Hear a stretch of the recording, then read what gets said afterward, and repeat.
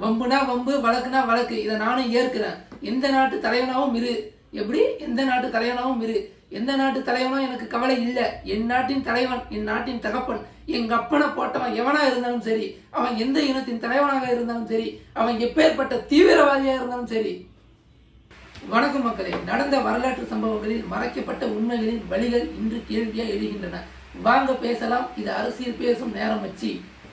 காங்கிரஸ் இனத்துறைன்னு சொல்லும் என்டிகே, உலக தரத்துக்கு கல்வியை தரப்போறோம்னு சொல்லும் என்டிகே, தற்சார்பு பொருளாதாரத்தை கொண்டு வரணும்னு சொல்லும் என்டிகே, மூன்றாவது தெலும்பெரும் கட்சியாக அங்கீகரிக்கப்பட்ட கட்சியாக வளர்ந்திருக்குது என்றால் அதற்கு ஐடி விங் தான் காரணம் என்று சொல்லும் என்டிகே, எல்லாவற்றையும் சொல்லும் என்டிகே. ஆனால் செய்தது யார்? இந்திய நேஷனல் காங்கிரஸ். உண்மைதான்.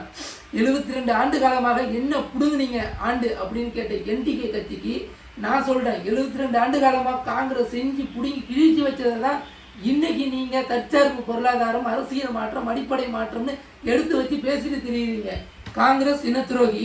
2009 பிரபாகரனின் மரணத்திற்கு பிறகு 2010 நாம் தமிழர் கட்சி என்ற இயக்கத்தின் பெயரில் சீமான் கட்சி தொடங்கினார்.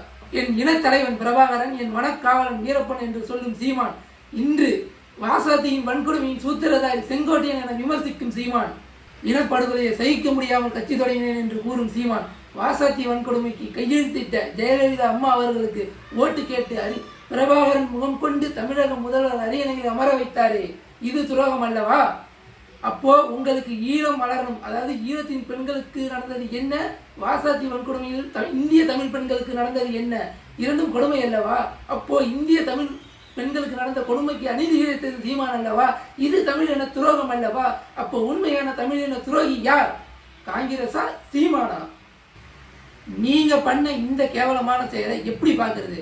2011 இலை மலர்ந்தால் ஈழம் மலரும் என்று பிரபாகரன் முகம் கொண்டு ஜெயலலிதா அம்மையார் அவர்கள் ஆட்சியில் அமர வைக்கப்பட்டார்.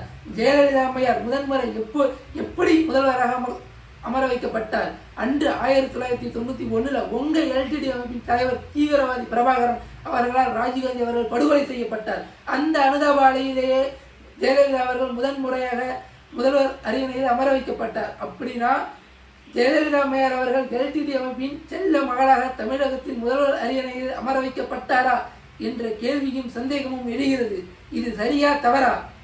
அப்போ எல்டிடியின் பாதுகாப்பிற்காகவும் ஜெயலலிதா அம்மையார் அவர்கள் தமிழகத்தின் முதல்வர் அணியில் அமர வைக்கப்பட்டாரா என்ற கேள்வியும் எழுகிறது. அது மட்டுமில்லை, அதற்காகவே ராஜீவ்காந்தியும் வீரப்பனும் வாசாத்தி வன்கொடுமையும் நிகழ்த்தப்பட்டதா என்ற கேள்வியும் எழுகிறது. இதில் இருந்து என்ன புரிகிறது? தமிழினத்தின் துரோகிகள் காங்கிரஸா, இல்ல எல்டிடி அமைப்பின் தீவிரவாதி பிரபாகரனா? நாடாண்ட தேச தலைவர்கள் எல்லாம் துரோகி என்கிறீர்கள். ஆனால் தீவிரவாதத்தில் ஈடுபட்ட பிரபாகரனை தமிழின தலைவன் என கட்டமைக்கிறீர்கள். உலக புகழ்மிக்க புலிக்கொடி, என் சோழனின் புலிக்கொடி, உலகமெங்கும் படையெடுத்து நட்டு வச்ச சோழனின் புலிக்கொடி ஒரு தீவிரவாதி முதுகில் போற்றி அவனை தமிழின தலைவனாக கட்டமைக்கிறீர்களே, இது சரியா? பெரியார் புராணம் உங்களுக்கு கசக்கிறது. ஒரு தீவிரவாதியை தமிழின தலைவன் என கட்டமைக்கிறீர்களே, அது எனக்கு வலிக்கிறது. ஆக பெரும் உலக தரத்துக்கு கல்வியை தரன்னு சொல்ற சீமான் அவர்களே, ஹிந்தி திணிப்பினை கேவி ஸ்கூலை முடக்கியது ஏன் அப்படின்னு ஒரு கேள்வி எழுதா இல்லையா? கேவி ஸ்கூலை பற்றி நம்ம தெரிஞ்சுக்கணும். 1963 காமராஜரோட கடைசி ஆட்சி காலத்தில் சென்ட்ரல் கவர்மெண்ட் கொண்டு வந்த சிபிஎஸ்இ சிலபஸ் ஸ்கூல் தாங்க அது. இன்னைக்கு 1990க்கு பிறகும் 2000க்கு பிறகும் அதிக முறையிலே private sector school, CBSE school வளர்ச்சி அடைஞ்சிருக்கு. இதற்கு காரணம் என்ன? ஹிந்தி திணிப்பு என அரசியல் பேசும் அனைத்து அரசியல்வாதி பிள்ளைகளும் பிரைவேட் ஸ்கூலிலே சிபிஎஸ்இ சிலபஸ் படிக்கிறார்கள்.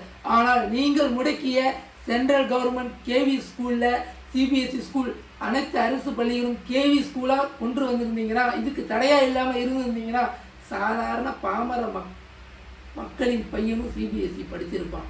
இன்னைக்கு தெருவுக்கு ஒரு சிபிஎஸ்இ ஸ்கூல் வளர்ந்துருக்காது. இதற்கு காரணம் யார்? தம்பி, தனியார் முதலாளியின் வளர்ச்சி நாட்டின் வளர்ச்சி அல்ல, தனி ஒரு குடும்பத்தின் வளர்ச்சியே நாட்டின் வளர்ச்சி. அனைத்து அரசு பள்ளிகளும் கேவி ஸ்கூலாக மாறினால் தமிழகத்திலே ஒரு மாபெரும் புரட்சி நடக்கும். ஏன் மிடில் கிளாஸுகள் எல்லாம் அப்பர் கிளாஸுக்கு உயர்த்தப்படுவார், லோயர் கேட்டகிரியில் இருக்கும் எல்லாம் மிடில் கிளாஸுக்கு நகர்த்தப்படுவார். அப்படி என்றால் இந்தியாவிலே லோயர் கேட்டகிரி என்ற ஒரு செக்டரே இல்லாமல் போகும். மக்களே தெரிந்து கொள்ளுங்கள், ஒரு சிபிஎஸ்சி ஸ்கூல், அதாவது கிராமப்புறங்களில் ஒரு சிபிஎஸ்சி சிலபஸ் நம்ம படிக்கணும்னா 10 லட்ச ரூபா வரைக்கும் ஆகும். அதையே சிட்டி டவுன் சைடில் இருக்கிற ஸ்கூலில் நம்ம படிக்கணும்னா 15லேருந்து 20 லட்ச ரூபா வரைக்கும் ஆகும்.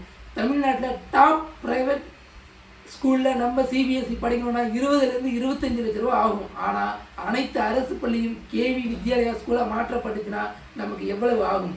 வெறும் 60,000 1.5 லட்சம் தான் ஆகும். அப்படின்னா நம்ம பிள்ளைகள் கேவி ஸ்கூலில் படித்து முடித்து வேலைக்கு செல்லும் பொழுது, அவங்க தொழில் ஆரம்பிக்கும் பொழுது, அவங்களுக்கு நம்மளால் வங்கியில் கடன் இல்லாமல் ஒரு 30 லட்ச ரூபா வாழ்வாதாரமாக கொடுக்க முடியுமா முடியாதா? தற்சார்பு பொருளாதாரம் பேசுகிற நீங்கள் கொண்டுட்டு வரணும்னு இன்னைக்கு நீங்கள் பேசுகிறீங்க. ஆனால் 1951 ஜவஹர்லால் நேரு அவர்களால் செல்ஃப் ரிலையன்ட் செல்ஃப் எக்கனாமி என்ற முறையில் உருவாக்கப்பட்டு செயல்முறைப்படுத்தப்பட்ட ஒரு திட்டத்தை இன்னைக்கு நீங்கள் மறுபடியும் கொண்டுட்டு வந்து பேசணும்னு சொல்கிறீங்க. இது காப்பி கேட்ட அரசியலா இல்லையா? தமிழர் நிலத்தை தமிழர் ஆள வேண்டும் என்று சொல்கிறீர்கள். அவரவர் நிலத்தை அவரவர் ஆள வேண்டும் என்பது உங்கள் கொள்கை என்றால் இதை முதலில் செய்தது யார்? 2004 to 2014 மன்மோகன் சிங்கை பிரதமராக அமர வைத்து இந்திய நிலத்தை இந்தியன் ஆள வேண்டும் என்று உலகிற்கு காட்டிய சோனியா காந்தி அல்லவா? இது எப்படி உங்கள் தத்துவமாகும்? நீங்கள் பேசும் அரசியல் எல்லாம் காங்கிரஸை தழுவியே இருக்கிறது, காங்கிரஸ் செய்தவையாகவே இருக்கிறது.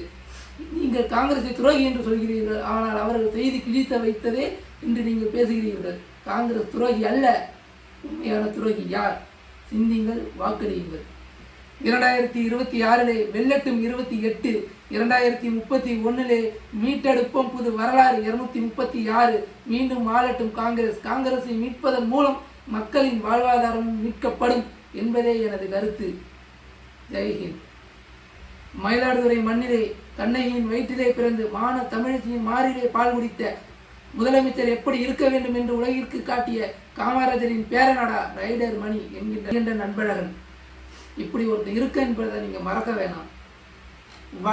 வாழ்க்கை என்பது எப்படி இருக்க வேண்டும்? தனக்கு கிடைக்காத ஒன்று மற்றவருக்கு கிடைக்கக்கூடாது என நினைப்பது அல்ல. தனக்கு கிடைக்காத ஒன்று அனைவருக்கும் கிடைக்க வேண்டும். அதற்கு காரணம் நானாக இருக்க வேண்டும் என்று வாழ்வதே வாழ்க்கை, வாழ்ந்து சாவதே வாழ்க்கை என்று சொல்லி முடிக்கிறேனே நண்பு சொந்தங்களே.